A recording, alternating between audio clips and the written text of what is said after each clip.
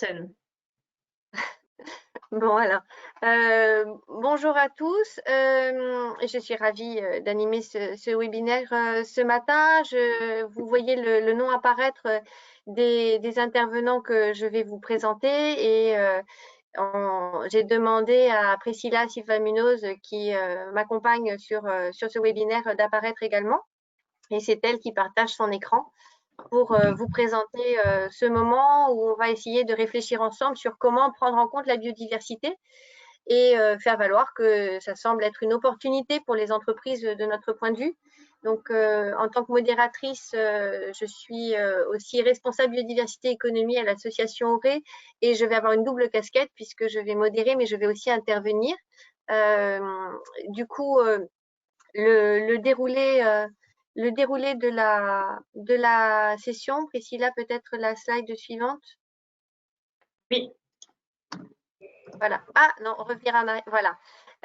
Donc, dans ordre d'apparition, Yves Verillac, directeur général de la Ligue de protection des oiseaux, voilà, à gauche, en haut à gauche, va intervenir. Ensuite, moi, je reprendrai la main pour vous parler au nom d'Auré de la plateforme française.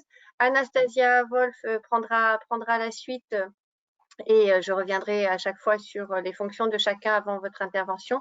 Et Mathieu Delaby fermera la marche en présentant les travaux de l'OFB. Donc, je voulais revenir d'abord sur l'objectif de notre matinée. Donc, c'est vrai que les interdépendances des acteurs à biodiversité sont multiples et qu'il n'est pas toujours évident de cerner et de prendre en compte ces éléments-là. Donc, on va essayer de commencer déjà avec Yves Verillac, qui est militant depuis plus de 50 ans et professionnel de la nature. Et donc, il dirige la LPO sous la présidence d'Alain Bougrain-Dubourg, avec quand même 60 000 adhérents et 400 salariés à travers la France. Donc, première association française de protection en termes d'action, de connaissances, de protection et de valorisation de la nature, très impliqué à l'OFB, au Muséum, au Parc national des Cévennes et j'en passe, Conseil national de la transition écologique, Conseil national de la chasse et de la faune sauvage. Tu revendiques un franc-parler, Yves, et ça tombe bien parce qu'on attend que du coup tu nous interpelles sur l'implication du monde de l'entreprise dans la protection de la biodiversité. Et puis voilà, qu'est-ce que tu en penses? Qu'est-ce qui peut être un succès ou peut-être stimuler certaines insatisfactions de ton côté? Voilà, à toi la main.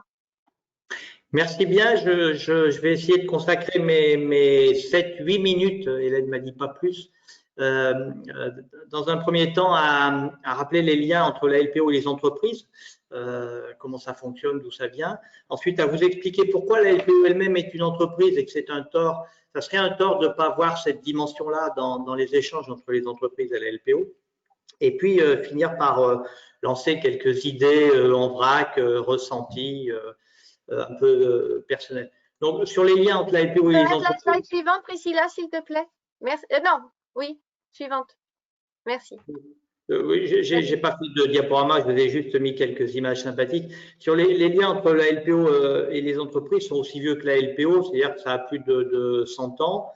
Et aujourd'hui, la LPO France entretient un partenariat avec environ 50 entreprises importantes et des dizaines d'autres localement, des PME. Sur un budget annuel de 20 millions d'euros à peu près à la LPO France, nous avons environ 1 million qui provient des partenariats divers et variés avec les entreprises, donc c'est pas neutre. Dans sa relation avec les entreprises, la LPO ne perd jamais de vue son objet statutaire qui est la connaissance, la protection et la valorisation des milieux et des espèces. C'est notre finalité, c'est ce qui nous guide, c'est comme un point sur la côte, on peut toujours tirer des bords avec nos partenaires, mais quoi qu'il en soit, c'est toujours là que nous allons aller in fine. Pour la LPO, la finalité des partenariats avec les entreprises, c'est d'abord de trouver des financements pour nos actions et nos programmes, je le dis sans faux semblant, parce qu'il faut reconnaître que la protection de la biodive est au départ une politique publique et que peu à peu le public s'est retiré ou en tout cas ne s'est pas engagé à la hauteur de l'augmentation des besoins et des programmes et qu'on a fait appel au privé aussi pour venir contribuer au financement de ces politiques publiques et on pourrait croiser, comparer avec la culture, etc. Mais nous pouvons aider les entreprises à améliorer leurs propres pratiques, nous-mêmes bénéficier de leur expérience déjà acquise sans nous, recueillir ensemble des données naturalistes complémentaires, former, sensibiliser les salariés des entreprises.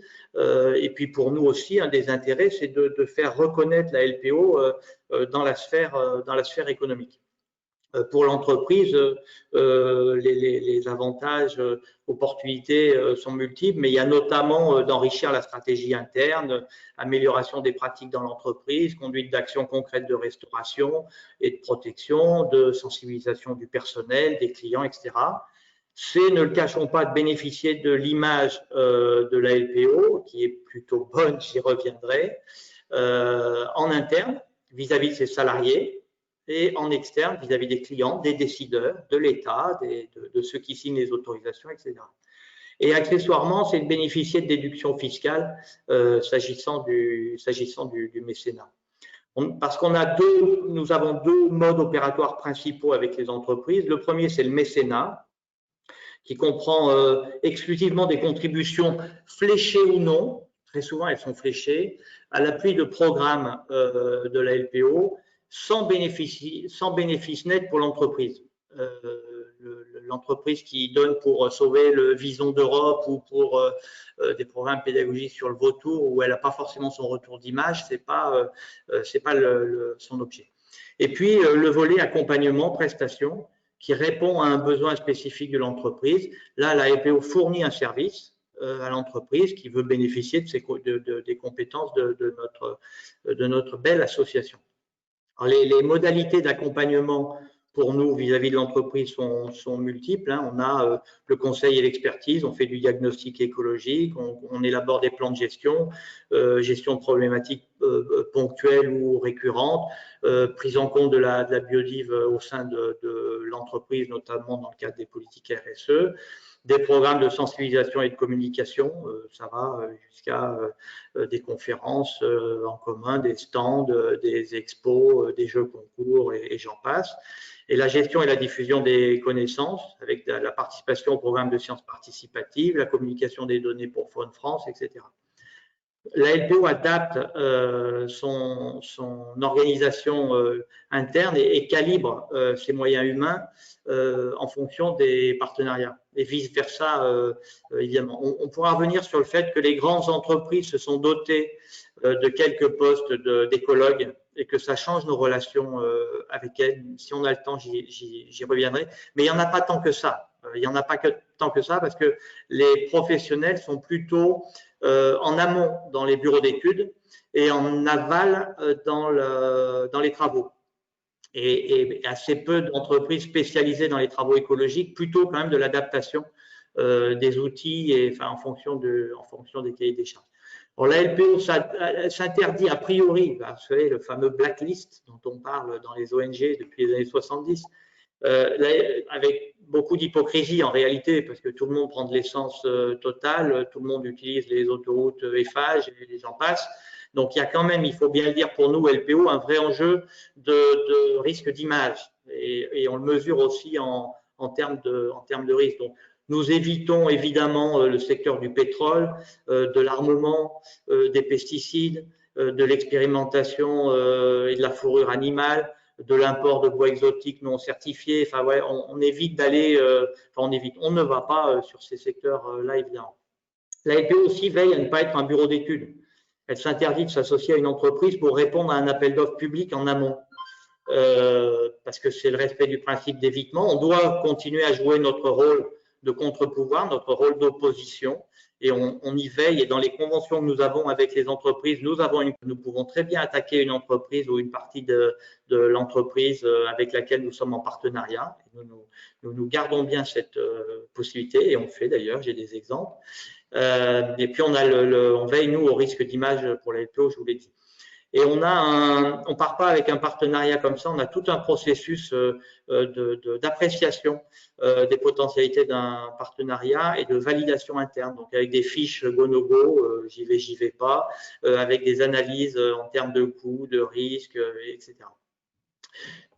Ça, c'est sur le premier volet. Sur le deuxième, juste bien comprendre que la LPO, c'est une entreprise et qu'il faut sortir de ce clivage des entreprises d'un côté et les ONG de l'autre, bien que nous sommes un peu plombés, marqués par notre ancrage dans l'économie sociale et solidaire et le bénévolat, etc., qui pour le coup masque un peu le côté professionnel des choses. La LPO en France, c'est environ 30 millions d'euros de budget et 400 salariés, vous l'avez dit Hélène. Juste à la LPO France, et sans, je sais que c'est ridicule par rapport à certaines entreprises, mais chaque mois, nous devons sortir plus de 700 000 euros de salaires et charges. Ça n'empêche pas de dormir, mais quand même, il y a des emplois à la clé. Donc, nous sommes enfin, moi, je me sens comme un chef d'entreprise, d'autant que nos fonds sont privés à 65% à la LPO France. Contrairement à une idée reçue, nous ne sommes pas sous perfusion des subventions publiques. Comme nos amis les chasseurs veulent bien le faire croire, et quand bien même le reste qui est des subventions, ce sont des prestations. Ce terme de subvention est tout à fait dommageable à la réalité. C'est contre-réalisation, c'est contre-prestation, c'est contre-production. D'où l'importance pour nous de trouver des fonds non fléchés, et y compris auprès des entreprises, pour conduire nos actions. Pardon, c'est moi. Hop, j'ai le téléphone qui sonne, ce qui prouve qu'on est en direct. La différence avec une entreprise, c'est évidemment notre objet statutaire, le fait qu'on est reconnu d'utilité publique. Nos sociétaires, ben, ce sont nos adhérents, 60 000 environ, et en pleine progression. Ça, c'est assez intéressant parce qu'on se rend compte qu'il y a une prise de conscience, une mobilisation, alors peut-être aussi une lisibilité de la LPO, mais on fait plus 10% les 2 dernières années. Enfin, plus 10 sur la dernière, plus 10 sur celle d'avant. C'est assez incroyable. Nous avons la chance d'avoir des milliers de bénévoles, et ça n'a pas de prix. Nous sommes engagés, militants, tu l'as dit Hélène, et 87%, ça c'est pas nous qui le disons, c'est les organismes de contrôle, 87% de nos ressources sont affectées à notre objet statutaire. Une étude très intéressante, j'aurais dû vous la joindre, je suis désolé, on la mettra en lien si vous le voulez bien, conduite par le cabinet ICAR à Paris, sur les retombées socio-économiques, les valeurs non marchandes des retombées socio-économiques de la LPO en France, qui a été conduite il y a 3 ans, a démontré que la LPO à elle seule génère environ un demi-milliard d'euros annuels de retombées socio-économiques sur le territoire métropolitain. En la valeur de la connaissance, la valeur de l'éducation, la valeur des retombées touristiques, etc., etc. C'est un travail très intéressant. Alors, on est assez bon sur les services écosystémiques. Quand je dis bon, on arrive à calculer les services écosystémiques des espaces naturels protégés par la LPO. C'est beaucoup plus compliqué sur les espèces, mais bon, ça serait tout un sujet passionnant. Mais malheureusement, j'ai pas le temps. Il faut bien avoir conscience que la LPO à elle seule apporte quasi la totalité avec les sciences participatives, quand je dis elle seule avec les associations partenaires, apporte la quasi-totalité de la connaissance en France. Quelle valeur ça a? Bien sûr, on reconnaît le muséum, l'INRA, le CNRS, tous ces organismes de recherche, et ils sont financés publiquement. Mais ils moulinent quelle matière? Ils moulinent la matière que nous apportons. C'est nous qui apportons les données naturalistes. Et qu'est-ce que ça vaut? Ça vaut, c'est l'équivalent alors rien que la LPO, elle tout seul, quelqu'un de très intelligent au CGEDT, ils sont tous très intelligents là-bas, mais avait identifié que rien que pour faire le travail de la LPO, il faudrait 1200 équivalents temps plein par an. Et encore, faudrait-il qu'ils soient formés pour faire la différence entre le cri d'un crapaud alite et d'un petit duc. Quand vous êtes à l'apéro sur l'île de Ré et que vous entendez et hop, vous rentrez sur votre téléphone, votre hibou petit duc, combien d'années de formation? Moi, j'ai commencé à l'âge de 10 ans. Et qui c'est qui peut reproduire ça? Ça a une valeur économique qui est considérable et qui, pour le coup, n'est pas financée par les services, par le domaine public. On travaille beaucoup sur le handicap aussi, mais ça, on ne l'a pas monétisé parce qu'il y a quand même des limites et on était mal à l'aise avec ça, bon, etc., etc. Quelques idées en vrac pour finir. D'abord, vous dire, oui, je suis assez vieux pour avoir vu les lignes bouger entre les ONG et les entreprises. Franchement, dans les années 70-80, vous auriez dit qu'une association comme la LPO fait un partenariat avec EDF alors qu'on était en plein combat contre le nucléaire, mais c'était juste insensé, ou une autoroute, ou c'était complètement diabolique. Moi qui ai fait des partenariats en tant que directeur de la FRAPNA, la Fédération Rhône-Alpes de protection de la nature, dans les années 80 avec les autoroutes du sud de la France, les Verts m'avaient surnommé le Bernard Tapie de l'écologie. Alors les jeunes, je vois qu'il y a des jeunes autour de l'écran ne mesurent pas ce que ça veut dire, mais pour nous, c'était quand même une grosse insulte. Et les entreprises ne maîtrisent plus les ONG. Voir des entreprises parler de nature, de citer des chefs d'entreprise, citer des noms d'espèces, mais c'était insensé. C'est impensable à l'époque. Ils disaient les petites fleurs et les petits oiseaux de manière très, très méprisante. Ça a complètement changé, ça. Il y a eu une révolution culturelle dont il faut se réjouir. Il faut reconnaître aussi que le poids de la société civile et en particulier des associations a conduit des secteurs économiques entiers à se réformer en intégrant les enjeux environnementaux. C'est parce qu'on a été abominable, pénible, qu'on les a poursuivis dans les tribunaux, qu'on n'a rien lâché, que les carrières sont aujourd'hui des sites remarquables de biodiversité. Il y a eu avant une carrière, c'était vraiment le pire des ennemis. Aujourd'hui, un des principaux partenaires de la LPO, c'est Cemex. Alors, ça ne nous empêcherait pas de nous battre sur l'ouverture d'une carrière nouvelle. Encore, ça dépend. Si c'est sur un champ de maïs, une monoculture céréalière, zéro biodive, peut-être qu'on se battra pas tant que ça, parce que si à la sortie, il y a un plan sur 5 ans, avec à la sortie un plan d'eau avec beaucoup de biodive, il y a une vraie plus-value. Mais quand même, dans le couple entreprise-ONG, je crois qu'on ne se dit pas tout, parce que c'est un couple qui a 30 ans de vie commune. Alors, je ne sais plus ce que c'est, c'est pas les noces d'or, je ne sais pas ce que c'est, mais et on voit bien qu'il y a des sujets qu'on évite. À la LPO, il y a des adhérents et militants qui nous reprochent certains partenariats, avec Vinci, avec EDF, avec Bouygues et j'en passe. Or, sur des programmes de connaissances, par exemple, on a Vinci, et avec le logo de Vinci, et les gens, par exemple, en Alsace, qui se battent contre le contournement de Strasbourg, ne comprennent pas comment la LPO peut avoir le logo de Vinci sur un programme de connaissances. Et puis, j'ai tendance à penser que nos ONG bradent leur image et leurs compétences. Que vaut l'image de la LPO en réalité, qui recueille un taux de confiance exceptionnel de la part de l'opinion publique, qui sur un post sur Facebook va recueillir 900 000 vues. Ça vaut quoi en réalité quand on est en train de négocier ou de discuter avec des entreprises à coût de quelques milliers d'euros? Donc moi, je pense qu'on se brade un peu à la LPO et dans les grandes ONG. Et puis, est-ce que quand même les entreprises ne cherchent pas aussi à réduire les risques de contentieux en s'associant avec les ONG? On est faux cul en disant, en évitant le sujet. Bien sûr qu'elles le cherchent et qui pourrait leur jeter la pierre. Et donc, c'est quoi les pare-feux par rapport à ça chez nous? Est-ce que nos ONG ne seront pas plus compréhensives en cas de conflit si elles connaissent et travaillent avec les entreprises? Quel garde-fou on met en place au sein de nos ONG pour justement ne pas passer la ligne jaune? Ce sont autant de questions qui mériteraient de la réflexion chez nous, de la réflexion dans les entreprises et de la réflexion ensemble. Et puis dire aussi qu'en réalité, les partenariats avec les grandes entreprises dépendent beaucoup des gens. Honnêtement, j'ai les noms des gens dans les entreprises. C'est des questions personnelles, c'est des questions d'implication personnelle dans les entreprises. Et quand les gens partent, il n'est pas rare que le partenariat s'effrite. Donc, c'est très, très lié aux gens. Dire aussi que sur l'engagement des entreprises, il ne faut pas raconter de bêtises. Quand on regarde les montants des mécénats entre le domaine du sport, de la culture et de la biodive, qui peut nous faire croire que les entreprises françaises, globalement, toutes, ont vraiment compris l'importance de l'enjeu? Soyons sérieux. Alors, vous me direz, pas pire que les élus ou pas pire que la plupart des citoyens. on peut dire qu'enfin le changement climatique a été identifié.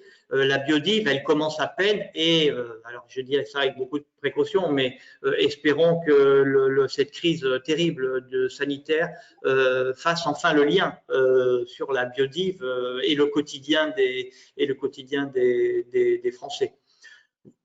Très rapidement, vous dire aussi que à la LPO, on se méfie comme de la peste verte du greenwashing et qu'il y en a quand même beaucoup et il y a beaucoup de communication. Récemment, là, j'ai tweeté parce que j'ai acheté pour mes petits-enfants une gourde, une petite gourde de compote, vous savez. Alors, la petite gourde de compote dans un emballage plastique et alu, dans un carton, compote bio, hein, faut pas exagérer, qui se vante que l'acérola vient du Brésil, les myrtilles viennent de Suède, les fraises viennent d'Espagne et les pommes viennent de France. Quand même, on a un souci, quoi. C'est-à-dire que, enfin voilà. Quand on regarde le plan de relance du MEDEF hier, avant-hier, on constate que la biodive n'est pas citée une seule fois. Et ce ne sont pas les seuls. Hein. Encore une fois, la plupart des élus ont identifié l'enjeu climatique, mais pas celui de la biodive, y compris chez les Verts. Un petit signe à Yannick Jadot, qui lui a osé parler du courlis cendré pendant sa campagne. On est un peu méfiant. Alors, là, je vais y aller un peu provoque, mais on est un peu méfiant avec Act for Nature. Alors, normalement, j'ai dépassé mon temps, mais Hélène va me laisser continuer parce que là, c'est un peu chaud. Parce que ça peut faire penser à tort à une labellisation. Et les entreprises ne peuvent pas s'autoproclamer et s'auto-évaluer vertueuses dans ce domaine, comme dans d'autres d'ailleurs. Je reconnais que l'État les a lâchés après les avoir motivés pour s'engager dans la stratégie nationale pour la biodive. Et certes, il y en a parmi elles qui ne déméritent pas. Franchement, je dis ça, j'ai lu hier le plan d'action des phages avec qui on est en partenariat. Bah, chapeau, quoi. Vraiment, alors il y aurait des choses à redire. Et puis, il y a des tas d'autres entreprises qui font du boulot remarquable chez MEX. Enfin, je ne vais pas toutes les citer, mais quand même, bravo. Pour finir, si les entreprises veulent protéger la biodive, le plus efficace, c'est d'une part qu'elles dégagent du mécénat pour soutenir des actions concrètes.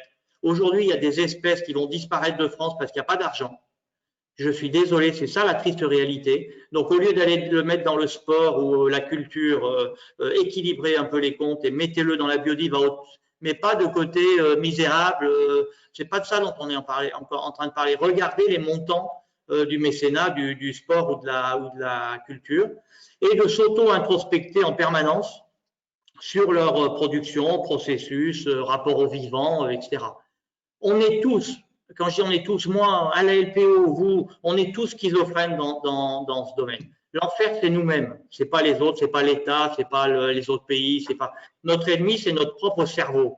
Et je vous invite à lire le bug humain du neurologue Sébastien Boller, qui l'écrit, je crois que c'est comme ça qu'il s'appelle, qui explique très très bien que c'est nous-mêmes qui devons, à notre échelle, à l'échelle individuelle, changer nos comportements. J'ai été trop long? Non, tu as été parfait. Tu as été parfait et en plus, tu as tendu toutes les perches qu'il fallait tendre pour continuer à tisser ces échanges. Merci en tous les cas pour ta sincérité et puis les éléments très tangibles que tu nous as donnés pour réfléchir, pour avancer et aucune langue de bois, mais enfin la LPO n'est pas connue pour ça de toute façon. Hein. Vous êtes franc du collier et heureusement. Donc, merci beaucoup. On n'a même plus le temps de donner la légende de toutes les photos que tu nous as proposées, là, moi qui m'avais bien intéressée. Donc, tu as parlé de cette montée quand même du sujet auprès des acteurs, du fait qu'on avait fait des progrès, du fait qu'il fallait être accompagné ou en tous les cas en interne se réapproprier des outils. Donc, ça, Anastasia va revenir là-dessus, des engagements au niveau national et ça, c'est Mathieu qui va revenir dessus. Donc, moi, je vais juste reprendre la main pour suivre un peu le propos historique. Donc, on a perdu Priscilla à l'écran, mais normalement, elle est toujours derrière les manettes. Du coup, voilà. En tant que responsable de diversité économie à Auray, donc Auray étant une association multi-acteurs qui travaille depuis 92 sur ces sujets-là, enfin sur économie circulaire, RSE et biodiversité économie, je voulais faire un petit pas en arrière pour pouvoir faire un meilleur pas en avant. Donc, Priscilla, merci. Pour peut-être se poser la question de comment cette réflexion politique, les travaux scientifiques, les travaux macroéconomiques, les outils, les méthodologies se sont développés ces derniers temps. en faisant un clin d'œil à Marlène Cailleux qui m'épaule sur ces sujets et qui a gentiment réalisé ce superbe PowerPoint pour essayer de vous résumer tout ça en une slide, ce qui n'est pas évident. Donc, on a tous en tête des ancrages tels que Stockholm en 72, peut-être plus frais encore dans la tête le sommet de la Terre à Rio en 92, d'où sont sorties les 3 conventions, climat, biodiversité et désertification, celle-là on oublie souvent. Donc, c'était des cadres politiques, c'était une volonté internationale. Il y a les travaux scientifiques qui ont besoin de nourrir ces prises de conscience politiques et on a aussi, après les alertes, évidemment, de tous ceux qui suivaient l'état de la nature, ce gros travail du Millennium Ecosystem Assessment en 2005 qui a donné de façon très tangible et écrite l'état catastrophique de la planète, mais aussi 2-3 pistes pour essayer d'aller toucher les acteurs, d'aller toucher les acteurs politiques avec des questions de basculement de régulation, mais d'aller toucher les acteurs économiques et même tout un chacun en parlant moins peut-être de biodiversité que de services écosystémiques. Donc, on s'est mis à se centrer sur l'humain pour essayer de le mobiliser. Et tu parlais de la valorisation, de comment on peut estimer la valeur. Pour certaines choses, c'est facile, pour d'autres, ça l'est moins. Donc, ton travail avec ICAR est très intéressant d'ailleurs à ce sujet-là. C'est une gageure et en même temps, ça semble important pour pouvoir mobiliser justement les uns et les autres. Dans ce cadre-là, il y a eu aussi le travail de TIB. Si tout le monde a en tête le travail que Nicolas Stern avait fait pour le climat, pour essayer de mobiliser le monde économique en évaluant le prix de la non-action face au climat, eh bien, le rapport TIB sorti en 2009 essayait de faire le même exercice pour la non prise en compte de l'érosion de la biodiversité. Et en 2010, il y a eu eh bien, d'abord, le constat qu'on n'était pas arrivé à arrêter l'érosion de la biodiversité. C'était pourtant la borne que s'étaient donné les États entre eux par ces conventions. Il y a eu la volonté de poser des cadres peut-être plus clairs et plus contraignants. Donc, c'est le protocole de Nagoya, c'est les objectifs d'Aichi, une décision qui cible très clairement l'engagement du secteur privé et puis la mise en place d'un groupe sur lequel je vais revenir, qui est le Global Partnership for Business and Biodiversity, qui émane du secrétariat sur la diversité biologique pour essayer de mobiliser le secteur économique en identifiant des points focaux dans les différents pays à travers le monde pour essayer justement de faire remonter les bonnes pratiques, les bonnes idées. Il y a beaucoup à partager, il y a beaucoup de progrès qui peuvent aussi donner envie aux uns et aux autres d'y aller. Donc, il y avait cette volonté vraiment d'entraîner le monde privé. Et puis, la volonté aussi de se redonner une borne qui était 2020, on y est, avec du coup cette décade sur la biodiversité dans laquelle s'est inscrite la stratégie nationale biodiversité. Mais ça, Mathieu y reviendra. Les acteurs ont besoin de repères, ont besoin aussi d'éléments tangibles, ont besoin d'éléments scientifiques pour s'y référer. Donc, en 2005, il y avait eu un appel à Paris des scientifiques pour créer un GIEC de la biodiversité. On l'a vu finalement naître en 2012. C'est l'IPBES, qui est donc une plateforme intergouvernementale sur la biodiversité et les services écosystémiques. Et puis, au niveau français, en 2013, a été lancée la plateforme Camille Moret dans le cadre du Global Partnership for Business and Biodiversity pour rendre compte du dynamisme français. Merci Priscilla, super coordination.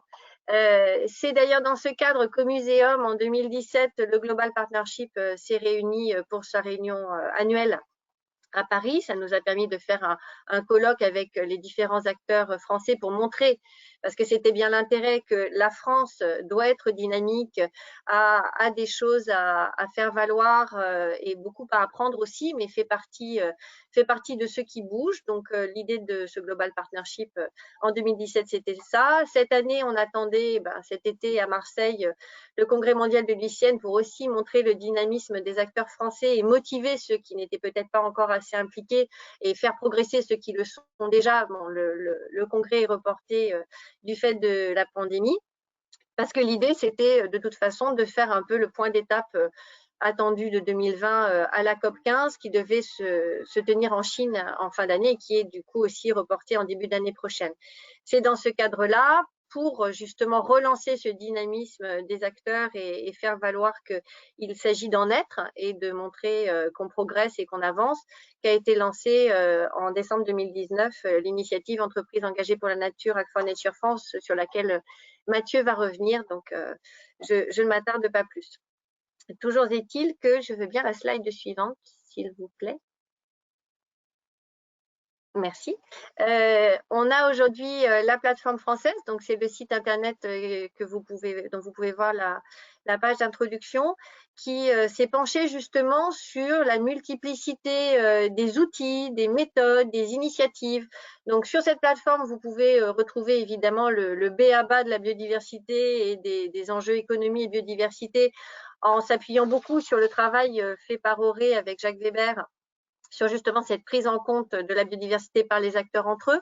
Vous y retrouverez aussi des ressources et des outils, parce que on invente chacun de son côté une façon de traiter la biodiversité. Tu parlais des carriers, Yves, il y a eu beaucoup de guides faits par les carriers, notamment les infrastructures linéaires aussi sont très dynamiques sur ces sujets-là. Donc, il y a des bonnes pratiques, il y a des bonnes idées à partager. Donc, c'est un site de ressources ouvert à tous. Et on s'était penché au moment du lancement de EEM sur les différentes initiatives au niveau international, régional et national qui pouvaient permettre aux acteurs économiques de s'impliquer dans ces sujets biodiversité.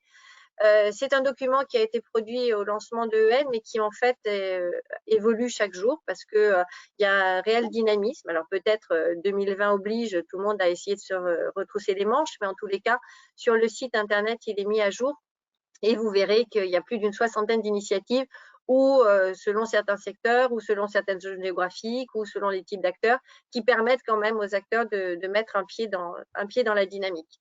Et donc, aujourd'hui, j'en viens à ma dernière slide, Priscilla, s'il te plaît. Voilà, aujourd'hui, il s'agit d'aider et d'accompagner les acteurs français pour qu'ils continuent à prendre en compte cette biodiversité. Donc, Auré, avec ses adhérents, produit des documents qui sont ouverts à tous. On s'est posé la question et on a été épaulé pour ça, reconnu pour ça par la Convention sur la diversité biologique, sur la façon dont les acteurs pouvaient gérer la biodiversité. La grande surprise, enfin, c'est une bonne nouvelle, c'est que ça commence à la prise de conscience, ça finit à l'action et en fait, ça questionne tous les métiers de l'entreprise, ça questionne toute la chaîne de valeur, mais ça, Anastasia y reviendra. Et ensuite, avec le groupe de travail, on a plus focalisé sur certains points en particulier, que ce soit la conciliation, comme tu le disais Yves, du climat, de la biodiversité et de l'économie, parce que voilà, peut-être que la prise de conscience est peut-être plus forte encore dans le climat, mais on ne peut pas penser climat sans biodiversité, comme on ne peut pas penser biodiversité sans climat. Et l'économie a évidemment besoin de prendre en compte les deux. On a aussi peut-être commencé à tirer le fil de certains points saillants comme le développement d'énergies renouvelables qui ne devrait pas se faire au détriment de la biodiversité avec la volonté de faire des énergies durables. Donc, il y a une diversité d'approches de ces sujets, une capacité de se réapproprier ces enjeux. Ce qui est sûr, c'est qu'aujourd'hui, on est en 2020, donc la feuille de route qui était jusqu'en 2020, elle est à réécrire. Aujourd'hui, la Convention sur la diversité biologique met en place justement une feuille de route post-2020. L'idée, c'est de s'inscrire dans une vision 2050, de vivre en harmonie avec la nature. Je ne suis pas sûre qu'on y soit aujourd'hui. Ce qui est sûr, c'est que si on veut essayer d'aller dans la bonne direction, il faut continuer à paver cette voie-là. Et les acteurs sont attendus là-dessus. Et les acteurs peuvent prendre leur part. Et en effet, tu le disais, c'est souvent des questions de personnes et ces personnes qui se trouvent dans des structures, elles ont besoin d'outils, de méthodologies, de bonnes pratiques, d'échanges, y compris d'échanges sur les points saillants ou les points problématiques. Donc, c'est vraiment aussi l'opportunité d'échanger entre les acteurs et ça va me permettre de donner la main à Anastasia qui a fait un travail justement pour évaluer la façon dont les outils et méthodologies pouvaient être réappropriés par les acteurs économiques qui voulaient s'investir. Donc, et tu vas nous faire valoir justement ces diagnostics, enfin ces outils qui permettent des diagnostics et la typologie que tu as pu identifier de mise en œuvre par les acteurs économiques.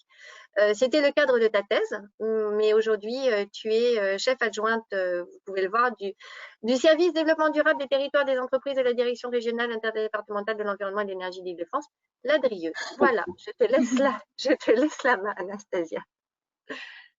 Oui. Bonjour à tous. Oui, je voulais partager avec vous aujourd'hui quelques réflexions développées dans le cadre de travaux de recherche.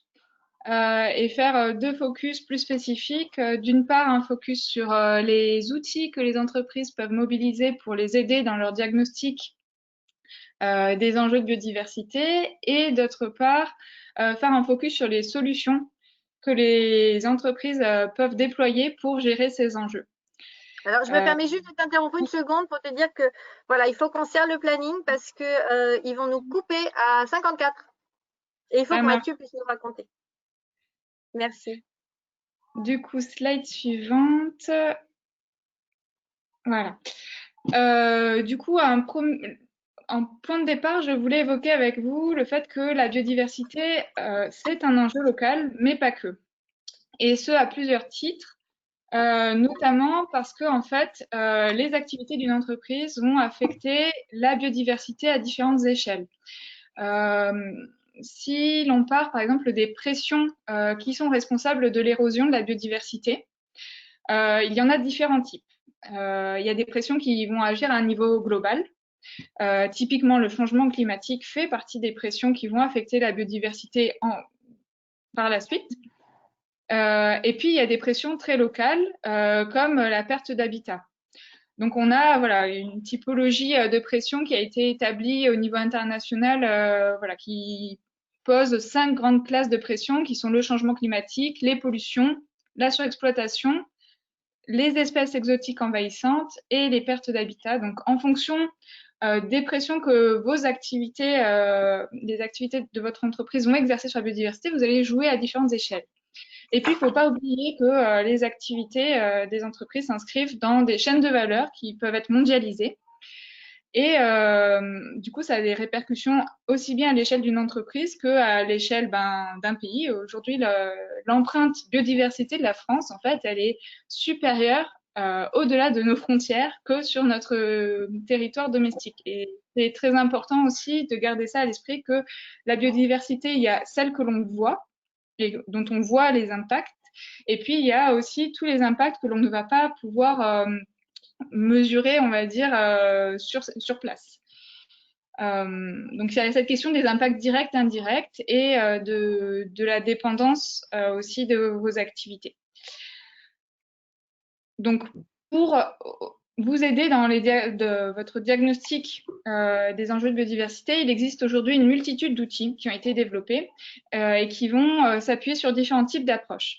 Et il me semble très important que vous puissiez poser un premier diagnostic qualitatif, avoir un premier a priori qualitatif de quels sont les enjeux prépondérants pour votre entreprise. Et ça sera vraiment dépendant de votre activité. Là, à titre d'illustration, j'ai pris l'exemple d'une installation de stockage de déchets dangereux.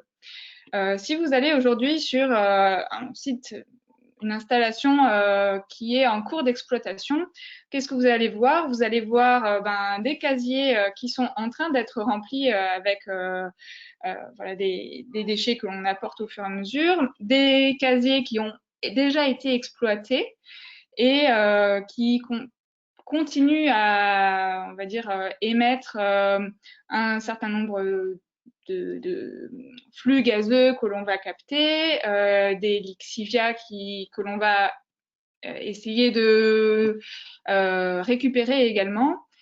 Et puis, il va y avoir des casiers que l'on va exploiter par la suite, qui aujourd'hui peuvent être des sites naturels.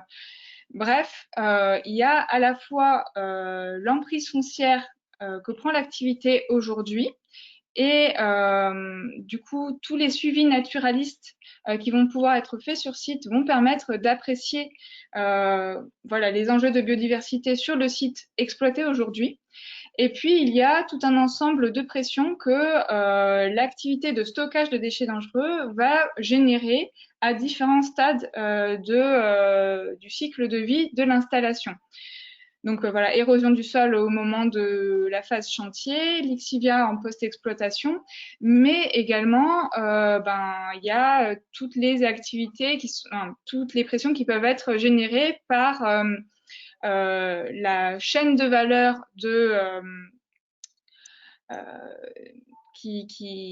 par exemple, le fournisseur en ciment qui va être utilisé pour stabiliser les déchets dangereux.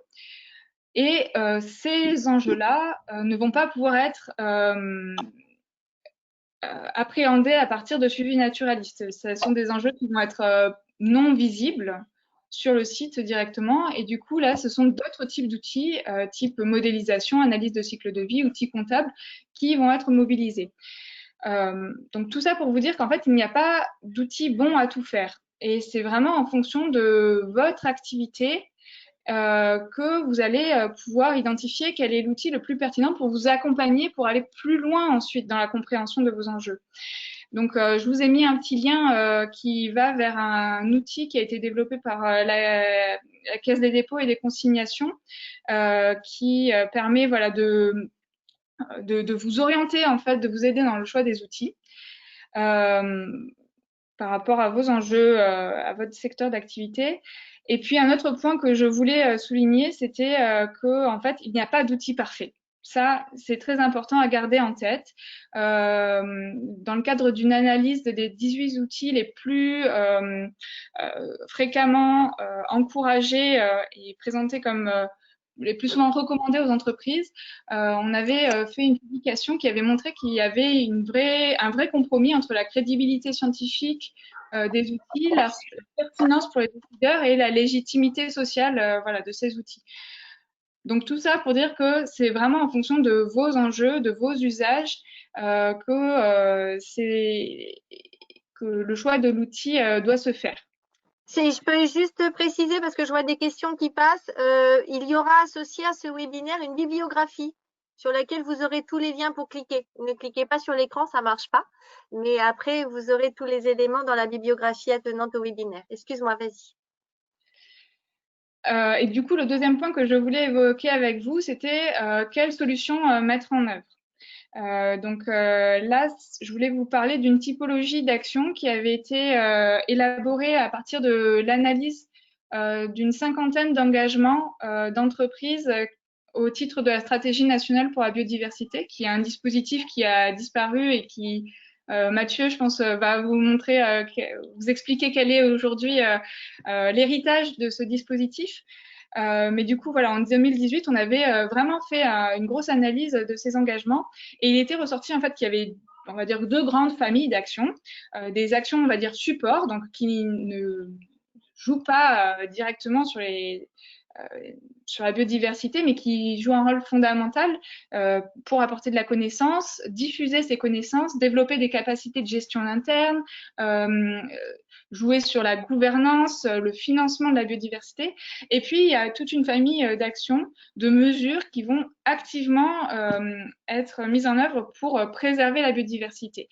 Et là, on avait pu mettre en évidence qu'en fait, ces actions, qui étaient de nature extrêmement variée, pouvaient en fait être classées selon la séquence dite éviter, réduire, compenser, qui est une séquence très classiquement connue des gens qui travaillent dans les grands projets d'aménagement, qui est une séquence qui est inscrite dans le droit, dans le code de l'environnement pour encadrer voilà, les grands projets d'aménagement, les plans et programmes, mais qu'on n'utilise pas forcément pour les autres types d'activités. Et en fait, cette façon de réfléchir peut s'appliquer à tous les secteurs.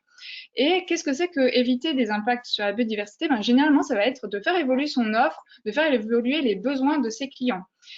Réduire ces impacts, ça va être jouer sur les coefficients, la gestion foncière, les achats responsables pour réduire les pressions des activités de l'entreprise.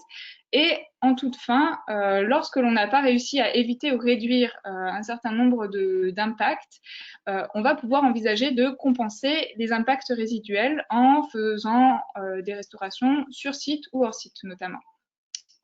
Un autre point important qui était ressorti de cette étude, c'est que il y avait une masse d'actions dites support qui était bien supérieure aux mesures actives de gestion de la biodiversité. Donc, il faut bien penser la complémentarité entre les deux. Et puis, cette séquence éviter, réduire, compenser, il faut bien penser que c'est une hiérarchie. La priorité, c'est d'éviter les impacts. Tout ce que vous éviterez, la compensation coûtera toujours plus cher que d'éviter et de réduire. Donc voilà, un petit message clé que je voulais faire ressortir de cette étude. Et puis un autre message que je voulais porter, c'était lié à l'écosystème d'action de votre entreprise. Vous n'allez pas agir seul lorsque vous voulez prendre en compte les enjeux de biodiversité. Vous allez agir autour de 3 grands types de systèmes que sont votre chaîne de valeur. Et du coup, toutes les actions d'évitement, généralement, elles vont être orientées vers les clients et vous allez mobiliser la R&D, le marketing pour faire voilà, évoluer l'offre et le besoin. Et puis, pour l'amont de votre chaîne de valeur, qui va permettre en fait d'améliorer la performance de vos modes de production, ce sont les services achats et qualité qui vont jouer un rôle prépondérant. Ensuite, il y a un autre grand système d'action qui est le territoire. Où vous allez pouvoir développer des actions de compensation, restaurer et développer la résilience des écosystèmes. Et là, en fait, c'est voilà, les responsables environnement, les responsables des opérations qui vont être l'interface avec des acteurs du territoire que sont les collectivités territoriales, les experts naturalistes, les communautés locales. Et le troisième grand écosystème d'action, qui lui va plus être mobilisé dans le cadre des activités support que j'avais évoquées précédemment, ce sont plus des acteurs type COMEX, direction RSE, qui vont être impliqués pour faire l'interface avec voilà, le système institutionnel qui va être constitué de l'administration, des organismes scientifiques, des associations professionnelles et puis des grandes ONG qui portent plus des messages clés que des actions de terrain. Je pense que c'est important de distinguer ces deux types d'actions et je pense que ça fait écho au message que Yves Vérillac a présenté précédemment. Donc voilà, c'était très rapidement, Hélène, j'espère que j'ai fait assez court quelques grandes idées que je voulais partager avec vous aujourd'hui.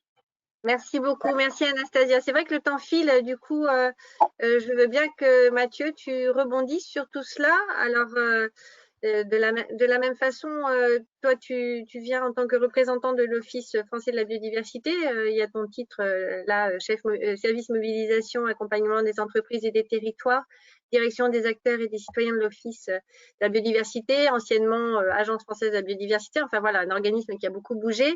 Et tu vas, j'imagine, insister plutôt sur la façon dont finalement, l'OFB propose un dispositif pour que les acteurs puissent s'engager plus encore dans le rôle qu'ils ont à jouer sur la préservation de la biodiversité. À toi. Merci Hélène. Donc, on l'a vu au travers des discussions qui ont été engagées. La biodiversité, c'est un sujet complexe. Et Yves Vérillac nous a rappelé, il y a des expertises en France. Le tissu associatif produit de la donnée et agit sur la biodiversité de manière exemplaire et efficace. Aujourd'hui, il n'est pas envisageable de demander à une entreprise de faire autre chose que son métier et de devenir expert en biodiversité ou d'agir sur la biodiversité. On voit au travers de ce que nous a présenté Anastasia que la biodiversité, c'est un sujet complexe dès qu'on le confronte à l'entreprise. Ça touche toute la mécanique interne de l'organisation. Ça nécessite des indicateurs, des outils et ça nécessite un travail qui va s'installer dans la durée. Donc, l'objectif de l'Office français de la biodiversité qui agit avec des partenaires, c'est de créer un dispositif, un environnement et un outil d'accompagnement qui va répondre à ces 3 critères. Être installé dans la durée, accompagner l'entreprise dans sa capacité à mettre en place un dispositif de changement et l'aider à appréhender les enjeux de biodiversité, quelle que soit sa taille, son secteur d'activité, sa localisation. Donc, le dispositif présenté par l'OFB, l'outil en tant que tel a vocation à répondre à ces enjeux-là. Donc, l'Office français de la biodiversité, bon voilà, je ne vais pas répéter ce qui est écrit sur la slide, mais il a une mission qui est quand même d'accompagner les changements sociétaux nécessaires pour une meilleure prise en compte de la biodiversité. Et donc, le service dans lequel je travaille s'inscrit dans cette démarche, dans la direction des acteurs, des citoyens. Bon là, c'était pour que vous ayez des repères sur l'OFB, 2800 agents, où sommes-nous dans cette structure publique et quelle est la vocation de ce qu'on fait et comment on le fait. Donc, on le fait pour les territoires et les entreprises, on le fait pour les citoyens, mais on le fait aussi pour les usagers de la biodiversité, etc. Donc, il y a une approche globale. Donc, on peut passer à la slide suivante.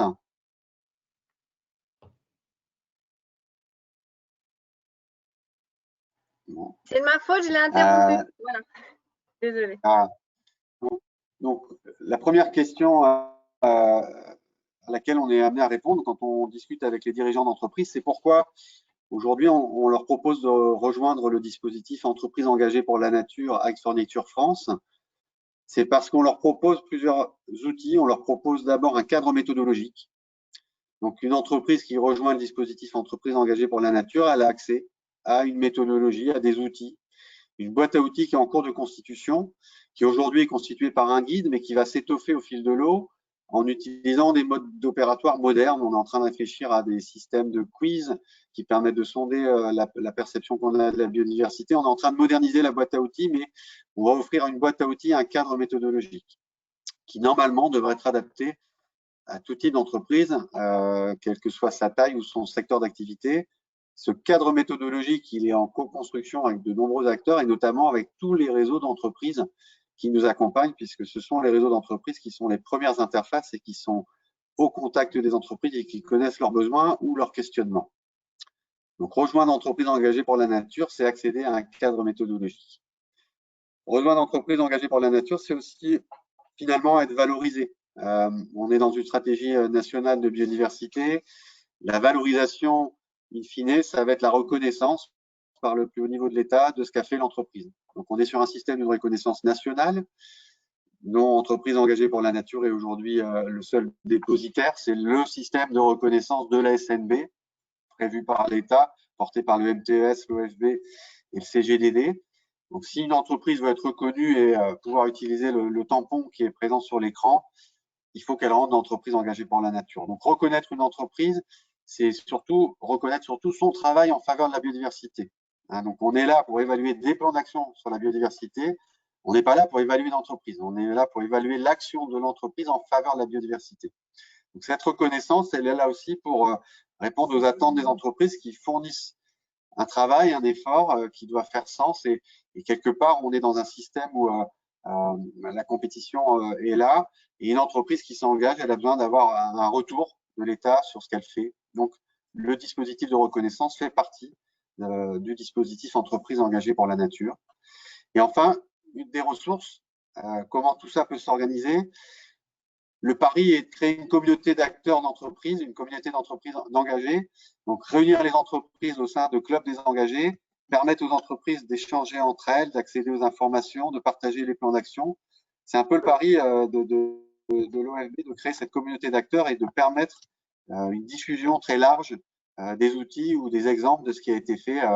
Iveriac citait FH tout à l'heure. Il est évident que les plans d'action des FH ont inspiré de nombreuses entreprises.